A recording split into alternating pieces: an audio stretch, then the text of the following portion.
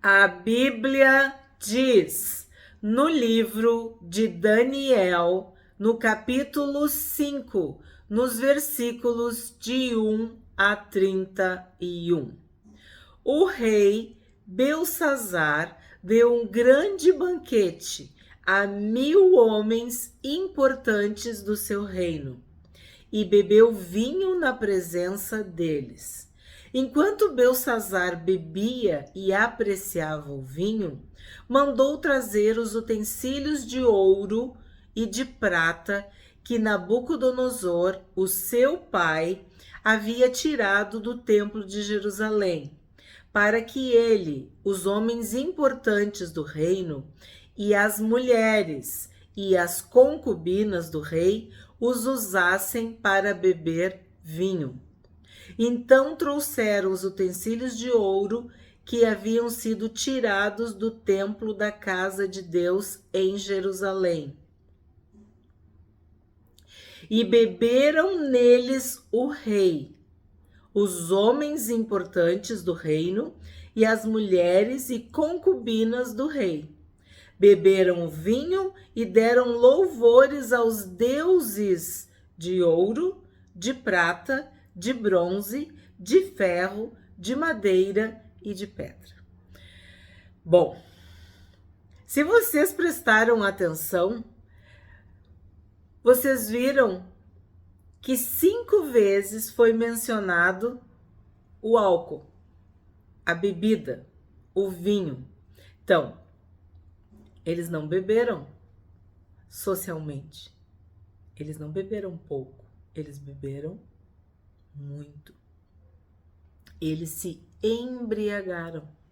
Dá para perceber que o rei bebia e que todos que estavam com ele também bebiam. E essa repetição mostra que eles beberam por muito tempo, por muitas horas, ou talvez uma noite inteira, não se sabe bem. O que se fala?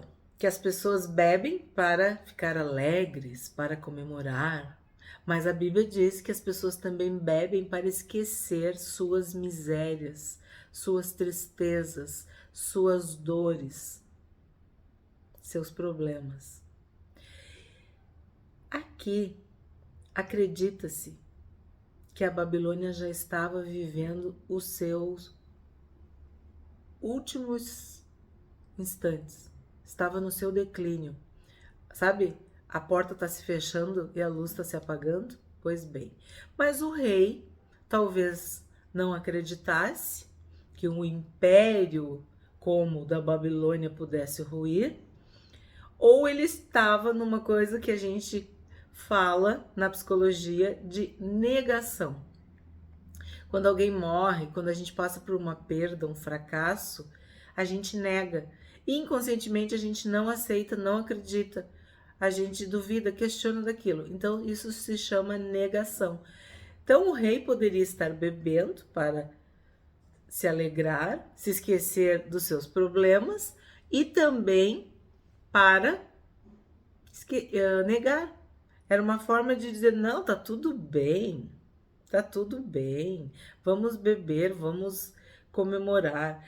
E aqui fala das mulheres e das concubinas. Eu não posso e não vou entrar em detalhes, mas vocês entendem que não era um banquete, uma festa normal. Porque eu já expliquei para vocês que esses rituais, essas festas, esses banquetes, esses cultos pagãos, eles eram regados a muito vinho e também orgias, certo? E aqui, lembra quando a gente estudou Salomão, que eu falei sobre as esposas e as concubinas? Pois bem, havia as mulheres, que eram as esposas, e as concubinas, que eram aquelas que eu falei para vocês que eram as mais liberais. É o que eu posso falar. Então, vocês conseguem entender o contexto. Vocês conseguem entender o que eu tô querendo dizer nas entrelinhas, né? Que esse banquete, essa festa, já tinha passado dos limites, tá certo? E aí o que ele faz? Além de todo o pecado, de toda a idolatria, tudo isso, tá? Da embriaguez, da impureza, da promiscuidade, da orgia, de tudo. Ele não satisfeito com tudo isso, o rei, ó, e 1000 homens importantes do seu reino. Aí é simples, é só tu pensar.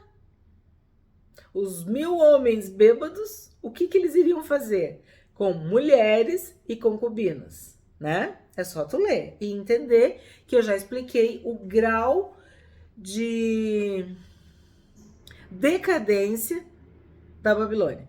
Aí, não satisfeito com tudo isso, o que o rei manda fazer? Ele pega os utensílios, ele manda trazer os utensílios sagrados do reino de Judá, do povo de Judá, do templo de Jerusalém, dos cativos, dos exilados, dos prisioneiros. Por quê? Porque eram utensílios valiosos, sagrados para os judeus, que nós estudamos todas as ordenanças, tudo o que Deus mandou para Salomão. Então, eles tinham um valor. Ó, no 3, eram utensílios de ouro, que eram da casa de Deus em Jerusalém. E eles fizeram isso para profanar, desrespeitar. E sabe Deus o que mais fizeram com os utensílios. 5. No mesmo instante, apareceram uns dedos de mão humana que começaram a escrever na parede caiada do palácio real, no lugar iluminado pelo candelabro. E o rei via os dedos que estavam escrevendo. Então o semblante do rei empalideceu e os seus pensamentos o deixaram perturbado. As suas pernas bambearam e os seus joelhos batiam um no outro. Então, claro, já estava alto, como se diz, por causa do vinho. Mas aconteceu algo inacreditável, incrível, sobrenatural, assustador. Tu vê uma mão, dedos escrevendo numa parede. E o rei ficou apavorado. E ele tremeu e temeu, porque a descrição é clara, os joelhos batiam, então ele estava tremendo de medo. 7. O rei ordenou em voz alta que fossem chamados os encantadores, os caldeus e os feiticeiros. O rei disse aos sábios da Babilônia: aquele que ler o que está escrito na parede e me declarar a sua interpretação será vestido de púrpura, receberá uma corrente de ouro para pôr no pescoço e será o terceiro homem mais importante do meu reino. Então, o rei gritou. E isso não é normal para um rei, né? Mostra que ele estava desesperado, estava nervoso, estava abalado com o que ele estava vendo. E aí, qual é a reação do rei? Chamar os encantadores, os caldeus e os feiticeiros. Como a gente tem visto desde o início do estudo de Daniel.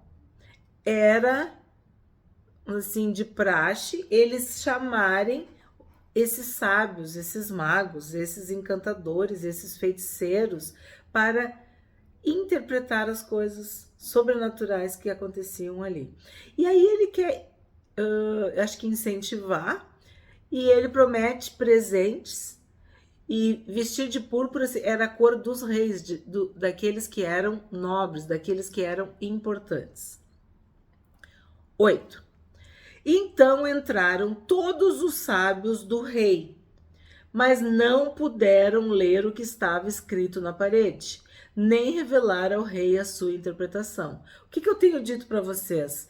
Que as trevas não sabem de nada, elas só mentem, enganam, adivinham, chutam, né?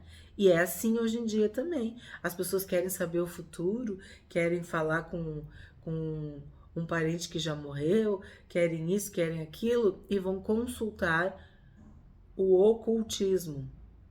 Vão buscar essas respostas. E o que elas encontram? Pecado, demônios, espíritos caídos, mentiras. Vão se afundar.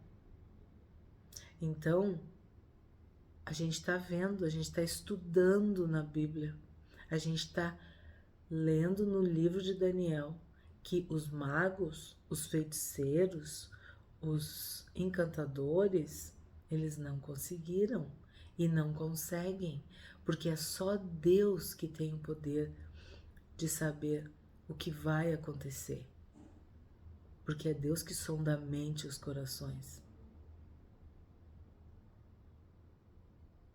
Deus é o único que tem esse poder, que revela o profundo e o escondido. Deus é eterno. Para Ele não existe 1 ano, 10 anos, 70 anos. Nada. Deus sim é onisciente, quer dizer, sabe tudo, sabe de tudo, entende tudo, discerne tudo. Esse é o nosso Deus.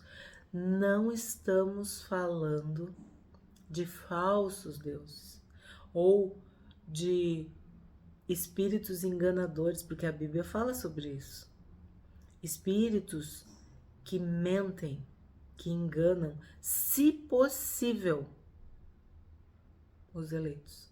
Se disfarçam de anjo de luz para, se possível, enganar os eleitos. Então, o que a gente tem que fazer? A gente tem que simplesmente obedecer a Deus. Se Deus disse não faz, não faz. Se Ele diz vai até aqui, vai só até aqui. Deus não quer que a gente se comunique, mexa, trate, lide com essas coisas ocultas. O que Deus quiser nos revelar, Ele nos revela através da sua palavra, através da Bíblia. Por isso que é tão importante saber o que a Bíblia diz, para não caírem em enganos, tá? Então, o que acontece? Eles não puderam revelar ao rei a sua interpretação. Eles não puderam ler o que estava escrito na parede. 9. Com isto, o rei Belsazar ficou muito perturbado e o seu semblante se tornou cada vez mais pálido. Os homens importantes do reino estavam perplexos. Porque assim, ó, ninguém interpretou, ninguém conseguiu. E como pode uma mão começar a escrever na parede? 10. Aí vamos ver o que aconteceu. A rainha mãe, que tinha ouvido os gritos do rei, eu não falei pra vocês que ele gritou e que isso não é normal? Um rei não precisa gritar, ele tem todo o poder, toda a autoridade, todos ali têm que obedecer. Ele gritou, porque ele estava em pânico, estava apavorado. 10. A rainha mãe, que tinha ouvido os gritos do rei e dos homens importantes do reino, entrou na sala do banquete e disse: que o rei vive eternamente. Não deixe que os seus pensamentos o perturbem, nem fique assim tão pálido. Há aqui no seu reino um homem que tem o espírito dos santos deuses. Nos dias de seu pai, se achou nele luz, inteligência e sabedoria como a sabedoria dos deuses. Quem está acompanhando o estudo sobre Daniel já viu esses capítulos, né? Já viu essa história. O seu pai, o rei Nabucodonosor, sim, o seu pai, ó rei, o constituiu chefe dos magos, dos encantadores, dos caldeus e dos feiticeiros. Porque nesse Daniel, a quem o rei tinha dado o nome de Beltesazar, se acharam espírito excelente, conhecimento e inteligência, interpretação de sonhos, declaração de enigmas e solução de casos difíceis. Portanto, chame Daniel e ele dará a interpretação. Aqui, a gente vê algumas coisas. A importância da geração mais antiga, mais experiente, mais madura, né? O currículo de Daniel, porque assim, ó, ela parecia que estava lendo o currículo dele, né? Tudo o que aconteceu, situou o filho na história e depois de expor tudo isso, o que ela diz, né? Que é para chamar. Portanto, chame Daniel e ele dará a interpretação. Isso me lembra aquilo que a gente diz assim, chame o especialista, né? A gente tem que buscar o especialista que vai resolver. E nós estudamos em Provérbios que um homem perito na sua obra, entre reis ele será posto, vai ser colocado, apresentado. Não entre os pobres, os plebeus, a plebe. Não, ele vai ser colocado nas alturas, elevado. Ele vai fazer parte de uma elite. Lembra desse estudo, desse vídeo? Então, a pessoa que é especialista, que é perita, que é reconhecida por sua habilidade, capacidade, sabedoria. Claro, Deus que concede dons aos homens, às pessoas. Mas a gente sabe que tu tem que trabalhar, que tu tem que te esforçar, tu tem que te dedicar. Como os talentos. Um ganhou 5, ganhou mais 5. O que ganhou 2, ganhou mais 2. E o que ganhou 1, perdeu o 1 que tinha. Então, Deus dá, mas tu tem que desenvolver o teu talento, o teu dom, o teu chamado, aquilo que Deus te deu. Então, Daniel recebeu de Deus, mas ele fazia por merecer. Por isso que eu estou chamando ele de especialista, de perito, de alguém especial, preparado. E foi esse o conselho da rainha mãe.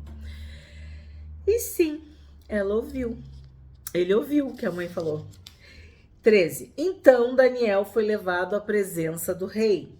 O rei falou com Daniel e lhe perguntou: você é aquele Daniel dos exilados de Judá que o rei meu pai trouxe de Judá? Aí aqui ó, tu já vê o orgulho, a soberba, ou assim, a genética, né? Aquilo que tu aprende com o teu pai, que é errado, né? Porque ele ouviu todos os elogios que a mãe fez para Daniel. Né? Falou tudo aquilo de Daniel. E na hora que ele vai falar com Daniel, a primeira coisa que ele fala para Daniel é: tu é aquele Daniel dos exilados. Tipo assim, ele já coloca Daniel no lugar dele. Tu não é um babilônico. Tu não é um nativo. Tu não é daqui. Tu é um exilado que o meu pai trouxe. Quer dizer, tu é um empregado, um funcionário, um escravo. Tu é um sem terra. Tu é um sem pátria, entendeu? Eu vejo nesta pergunta uma humilhação. Eu vejo aqui uma soberba. O exilado de Judá. Você é aquele Daniel dos exilados de Judá que o rei meu pai trouxe de Judá? Lembra que a gente viu que um dos temas, dos assuntos de Daniel, do livro de Daniel, é exaltar o humilde e humilhar o soberbo? Pois bem, o que o soberbo do rei estava querendo fazer? Humilhar Daniel. Mas ele tinha que chamar Daniel porque ninguém estava resolvendo o problema, né? Então vamos ver o que aconteceu. 14. Tenho ouvido dizer a seu respeito que o Espírito dos deuses está em você e que em você se acham luz, inteligência e excelente sabedoria. Tudo verdade, mas vindo da parte de Deus, do Deus único, verdadeiro Deus Altíssimo. E eles sempre falam, né, deuses, porque eles eram politeístas e acreditavam em vários deuses, várias divindades. 15. Acabam de ser trazidos à minha presença os sábios e os encantadores para ler o que está escrito na parede e me darem a sua interpretação. Mas eles não puderam dar a interpretação dessas palavras. Eu, porém, tenho ouvido dizer que você é capaz de dar interpretações e solucionar casos difíceis. Portanto, se você puder ler o que está escrito e me revelar a sua interpretação, você será vestido de púrpura, receberá uma corrente de ouro para pôr no pescoço e será o terceiro homem mais importante do meu reino. Então, ele foi soberbo? Foi. Foi até meio mal educado? Foi. Mas ele teve que pedir. Ele teve que se submeter, se humilhar e pedir ajuda do exilado de Judá. Então, o fato do rei pedir ajuda de Daniel já é um reconhecimento. Por mais que ele não tenha sido gentil o suficiente, respeitoso o suficiente, ele depois fez alguns elogios. Então, esses elogios todos que ele fala, né, de uma forma condicional, será que é, ou dizem que é, aquela forma assim, deixa bem claro que ele estava precisando de Daniel e que os outros não davam conta do recado.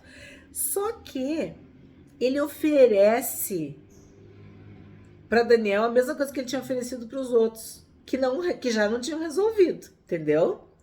Ele ofereceu isso para os outros não resolveram. Então, ele manteve, vamos dizer assim, a mesma oferta para o especialista, para o perito. Aí, olha o que Daniel responde no 17. Então, Daniel respondeu e disse na presença do rei, olha só, o Senhor pode ficar com os seus presentes e dar as suas recompensas a outra pessoa. No entanto, vou ler para o rei o que está escrito na parede e lhe darei a interpretação. Então, Daniel é corajoso, muito corajoso. Porque ele diz na cara do rei que não quer os presentes, mas que vai fazer o serviço, vai responder, vai interpretar, vai ler, vai resolver o problema, tá? Mas eu não quero teus presentes. O mesmo Daniel que não queria se contaminar com as iguarias, com a bebida. Eu vou servir, eu vou obedecer, eu vou te respeitar, porque tu tem autoridade, mas eu não quero nada. Nada. E a Bíblia diz, de novo, em Provérbios, na sabedoria, de que o homem, a pessoa, é provada pelos elogios que ela recebe. Tem pessoas que se derretem por causa de um elogio, que são vencidas por lábios bajuladores, fingidos. A gente viu palavras de mel, mas que no fundo escondem fel. Lembram disso que a gente estudou? Então, tem pessoas que se vendem por elogios, que se entregam por elogios. São tão carentes, tão inseguras, precisam de tanta afirmação, de tanto reforço positivo, que se rendem por causa de elogios, se vendem. E tem homens e mulheres que têm preço. Então, quando o rei oferece tudo aquilo ali, ó, ele está dizendo, eu tenho para te dar, eu tenho como pagar pelos teus serviços. E Daniel está deixando bem claro, os teus elogios, os teus presentes não significam nada para mim. Eu admiro isso. 18. Ó rei, o Deus Altíssimo deu o reino a Nabucodonosor, seu pai, bem como grandeza, glória e majestade. Por causa da grandeza que ele deu, pessoas de todos os povos, nações e línguas tremiam e temiam diante dele. Matava quem queria e a quem queria deixava com vida. Exaltava uns e humilhava outros.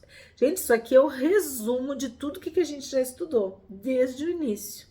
Porque quando a gente começou a estudar Daniel, o que a gente viu? Que eles pegaram a nata da nata, a elite de Judá, e começaram a transformar aqueles jovens, né? Lembra disso? E ele, qualquer coisa mandava matar. Aqui está resumido todo o poder, toda a autoridade, o status que Nabucodonosor tinha. E aí vem o versículo 20. Mas, porém, contudo, todavia, entretanto, quando o coração dele quem? De Nabucodonosor, se elevou e o seu espírito se tornou orgulhoso e arrogante, foi derrubado do seu trono real e perdeu toda a sua glória. O que a gente vê aqui? Soberbo, arrogante, orgulhoso, altivo.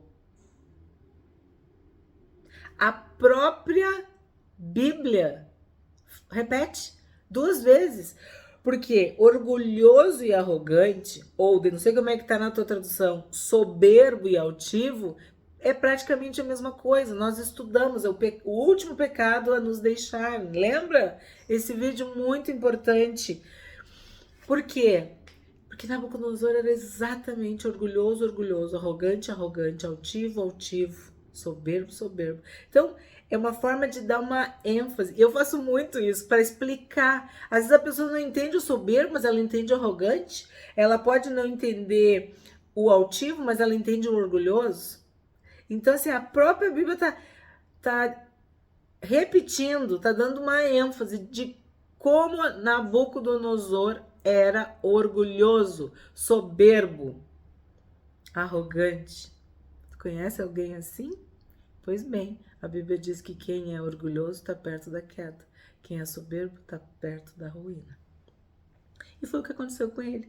Foi derrubado do seu trono real e perdeu toda a sua glória. Foi expulso do meio dos filhos dos homens. O seu coração foi feito semelhante ao dos animais e passou a morar com os jumentos selvagens. Comia capim como os bois, e o seu corpo foi molhado pelo orvalho do céu, até que reconheceu que Deus, o Altíssimo, tem domínio sobre os reinos do mundo e os dá a quem ele quer.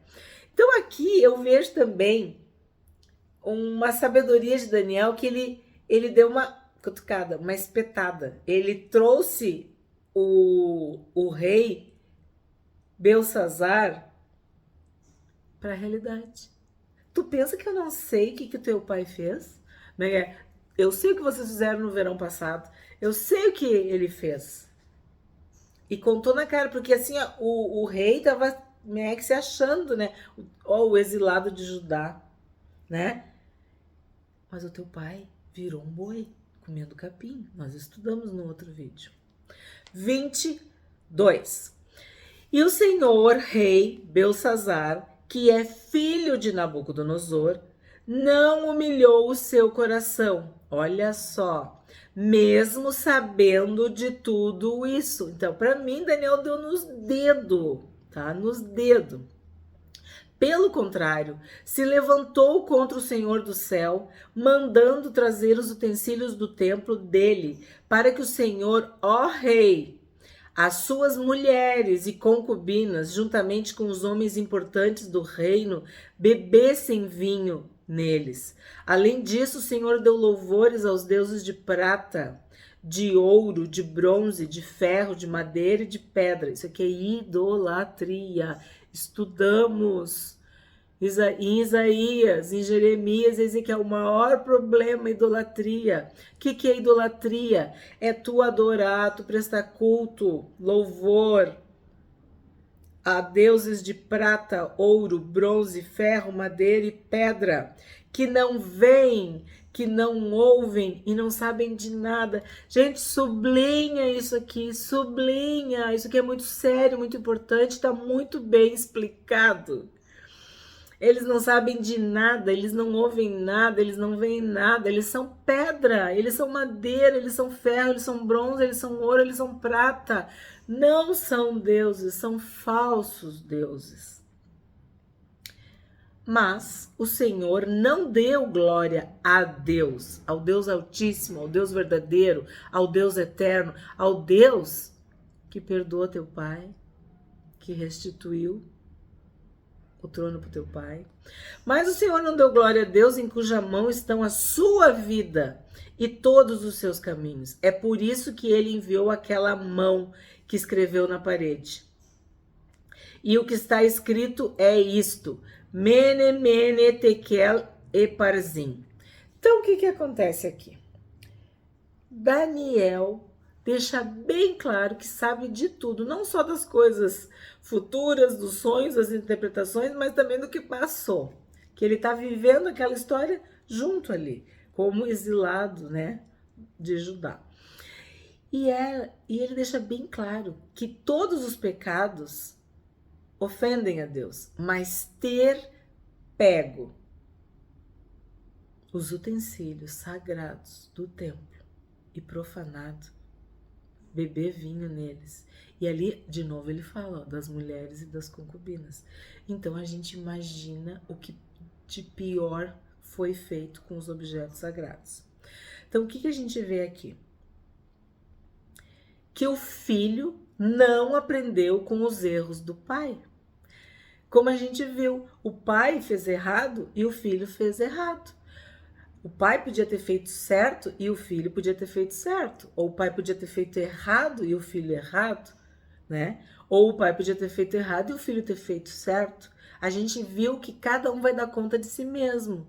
Mas aqui o que a gente tá aprendendo? Que o filho seguiu os mesmos passos errados do pai. O filho não aprendeu com os erros do pai. Pior, fez pior, porque pegou os utensílios para profanar, para desrespeitar nesse banquete, nessa festa, nessa orgia. Não deu glória a Deus, não reconheceu o poder de Deus e ainda agiu contra Deus, porque assim, ele não deu glória a Deus, mas ele ainda foi contra o próprio Deus, fazendo o quê? Profanando os utensílios sagrados do templo. Aí vem a interpretação. 26. Esta é a interpretação daquilo. Mene, Deus contou os dias do seu reinado, ó rei, e pôs um fim nele. Tekel, você foi pesado na balança e achado em falta. Pérez, o seu reino foi dividido e entregue aos medos e aos persas. Essa é a interpretação. Foi contado, pesado e dividido. Essas são palavras em aramaico. Então, na verdade, eles poderiam ler, eles conseguiriam ler, porque não era uma outra língua desconhecida, não, era o aramaico. Só que o que acontece? Eles não entenderam, ou se entenderam, ficaram perturbados, apavorados, bloqueados. Ou que nem a gente falou, estavam em negação. E aí quer dizer, contado, pesado e dividido. E essas palavras, elas são nomes de sistema de medidas. Era algo que eles sabiam o que era, entendeu?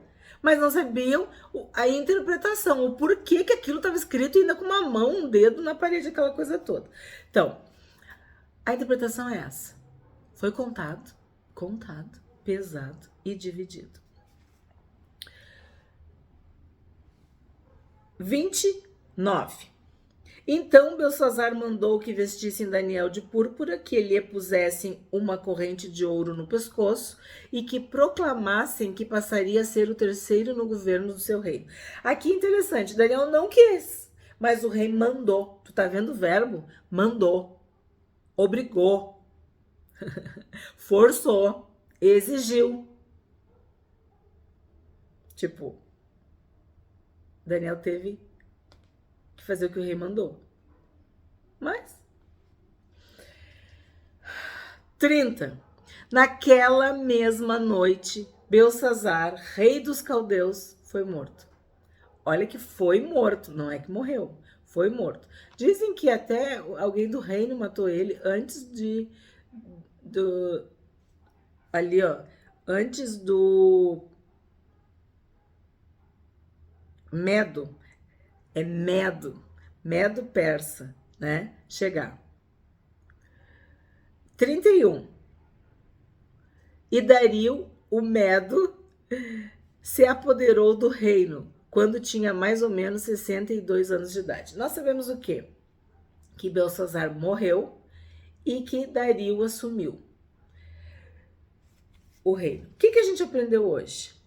Que mesmo diante de tudo que aconteceu a Nabucodonosor, por causa de sua soberba e arrogância, o seu filho Belsassar não se humilhou diante do Senhor Deus Altíssimo, o qual o pesou na balança e o achou em falta. Por isso ele morreu e perdeu o reino. É uma lição muito pesada, muito forte, muito profunda, muito importante para nós. Que nós também seremos contados, pesados, e se Deus nos achar em falta, nós também seremos julgados. E foi o que aconteceu com o rei. Ele foi contado, pesado e dividido.